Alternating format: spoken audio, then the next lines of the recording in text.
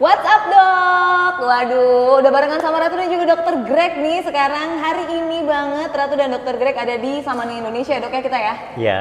Dan hari ini adalah episode perdana dari WhatsApp Dok. Apa sih WhatsApp Dok itu? Nah ini Ratu jelasin dulu sebentar ya dok ya. Iya. Untuk semuanya yang bingung ini tuh apa sih Ratu? Jadi WhatsApp Dok itu adalah konten edukasi bersama dokter Greg untuk semua pertanyaan-pertanyaan yang sudah banyak bersirkulasi di kalangan umum. Waduh, pastinya tentang kesehatan kulit dan juga kecantikan. Tema hari ini pastinya yang sedang kita hadapi sehari-hari karena ini kita lagi di bulan puasa ya dok ya? Iya betul. Temanya adalah menjaga kesehatan kulit selama puasa.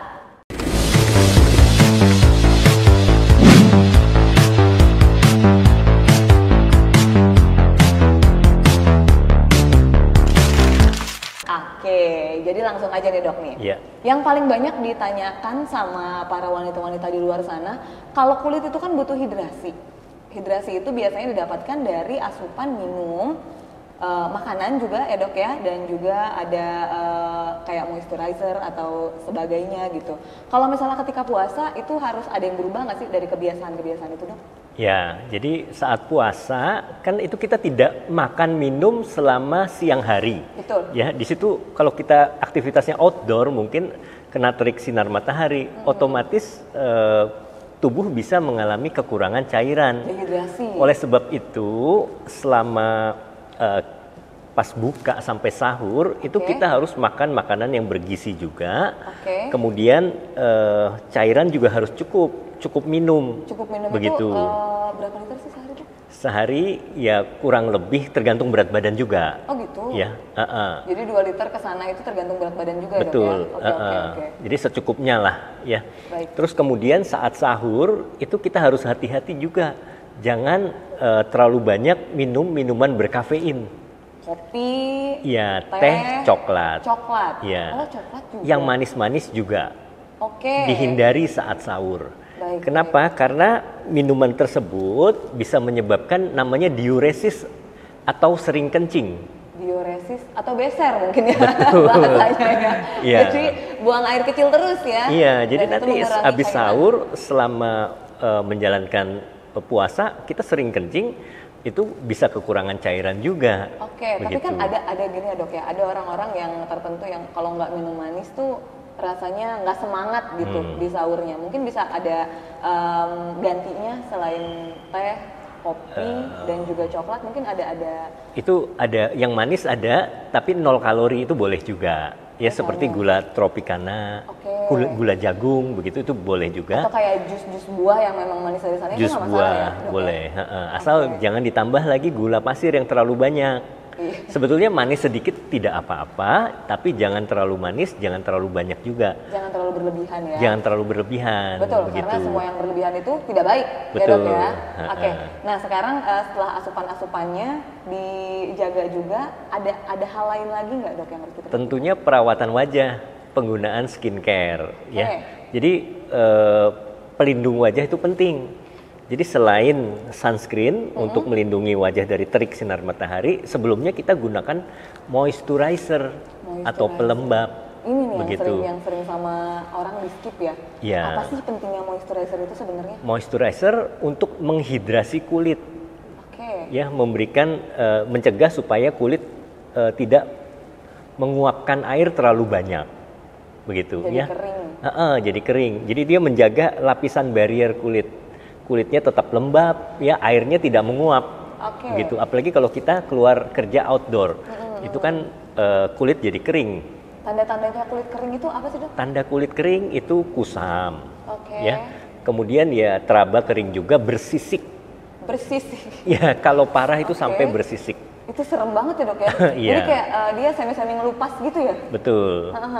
Nah itu tanda-tanda kulit kurang hidrasi. Jadi kita perlu bedakan antara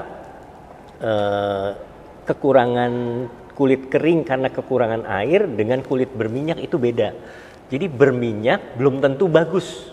Betul, ya. Berminyak belum tentu bagus. Berminyak itu karena produksi kelenjar minyak, tapi bisa juga dia dehidrasi kulitnya.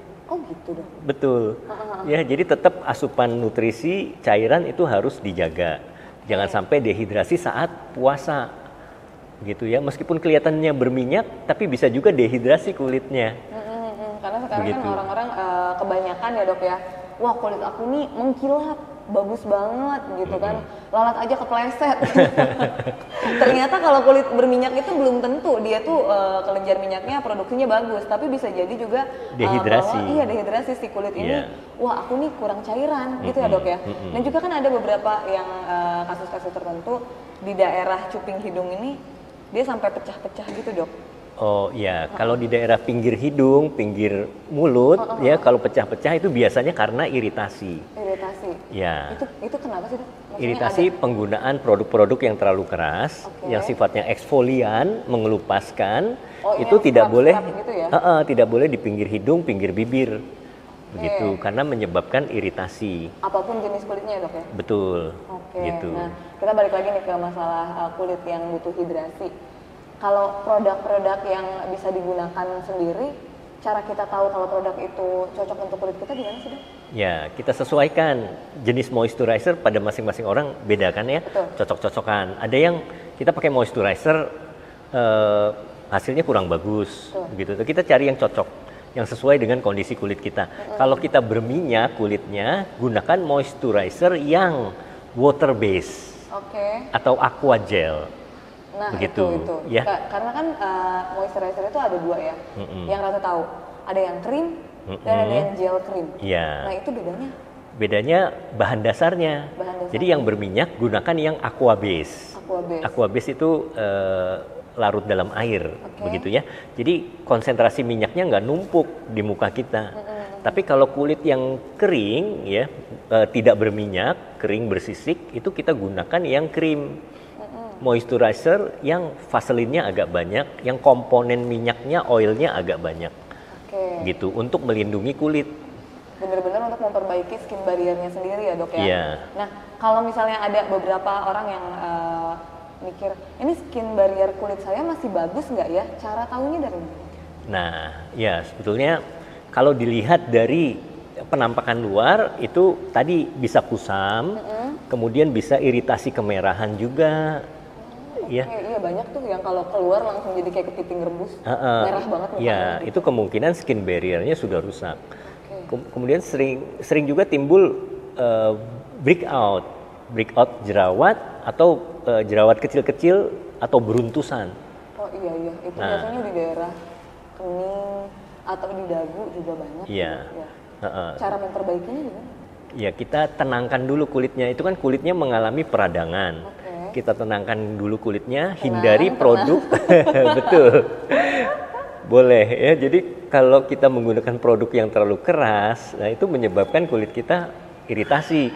Nah, itu tadi menyebabkan beruntusan tadi. Nah, kita harus tenangkan kulit, ganti produk yang soft. Begitu.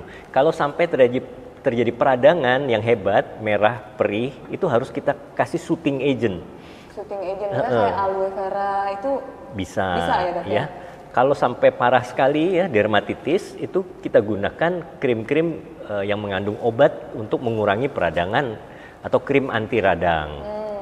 Begitu. Jadi nggak sembarangan kalau untuk kulit ya dok ya. Bener-bener banyak banget masalah-masalah kulit yang kita sebenarnya menghadapi sehari-hari, tapi nggak tahu nih cara mengatasinya gimana. Salah satunya kayak kalau lagi puasa ternyata kulit kita dehidrasi, jangan lupa pakai moisturizer setiap hari dan juga pakai sunscreen atau sunblock ya dok ya? Sama aja sih sebetulnya. Itu maksudnya kayak yang membedakan tuh adalah lamanya kita aktivitas di luar ya dok ya? Ya, jadi tergantung trik sinar matahari juga, gitu ya. Kita gunakan kalau terik banget, yang SPF-nya agak tinggi atau PA plus-nya agak tinggi, gitu ya. Tapi kalau nggak terlalu, kita kerja di keluar rumahnya cuma sebentar, kerja di dalam ruangan itu nggak usah terlalu yang tinggi SPF-nya. SPF yang biasa-biasa aja. Betul. Gitu ya dok ya.